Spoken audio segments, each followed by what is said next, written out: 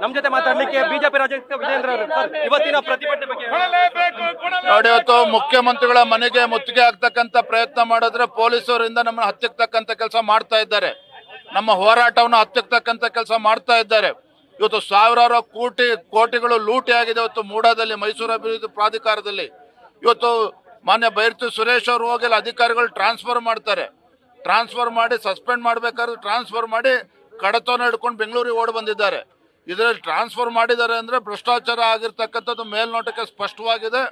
ಜಿಲ್ಲಾಧಿಕಾರಿಗಳು ಕೂಡ ವರದಿ ನೀಡಿದ್ದಾರೆ 6-7 ತಿಂಗಳ ಹಿಂದೆನೆ. ಇದರಲ್ಲಿ ಸಾವಿರಾರು ಕೋಟಿ ಹಗರಣ ಆಗಿದೆ. ಇದ್ರ ಬಗ್ಗೆ ತನಿಖೆ ಆಗಬೇಕು ಅಂದ್ರೂ ಸಹ ಮಂತ್ರಿಗಳು ಗೊತ್ತಿದ್ದು ಸಹ ಮುಖ್ಯಮಂತ್ರಿಗಳು ಜಿಲ್ಲೆ ಇದು ಆದ್ರೂ ಕೂಡ ಮುಖ್ಯಮಂತ್ರಿ ಗಮನಕ್ಕೆ ಬಂದಿದ್ರು ಸಹ ಈ ಕಡತವನ್ನು ಎತ್ತಿಟ್ಟಿದ್ದು ಮುಚ್ಚಾಕ್ತಕ್ಕಂಥ ಪ್ರಯತ್ನ ಮಾಡಿದ್ದಾರೆ. ಆಗ ನಾವು ಆಗ್ರಹವನ್ನ ಮಾಡ್ತಾ ಇದ್ದೇವೆ. ಇವತ್ತು ಎಸ್ಟಿ ಅಭಿವೃದ್ಧಿ ನಿಗಮ ಜೊತೆಗೆ ಮೂಡ ಹಗರಣ ಏನಾಗಿದೆ ಸಿಬಿಐ ತನಿಖೆ ಕೊಡಬೇಕು, ಮುಖ್ಯಮಂತ್ರಿಗಳು ರಾಜೀನಾಮೆ ನೀಡಬೇಕು. ವಿಜೇಂದ್ರ ಅವರ ಮಾತಾಗಿದೆ. ಕ್ಯಾಮರಾಮನ್ ಮುರಳಿ ಜೊತೆ Ganapati, news first Bengaluru. News first ನಿರ್ಭೀತಿಯಿಂದ ನಿಮ್ಮ ಪರವಾಗಿ.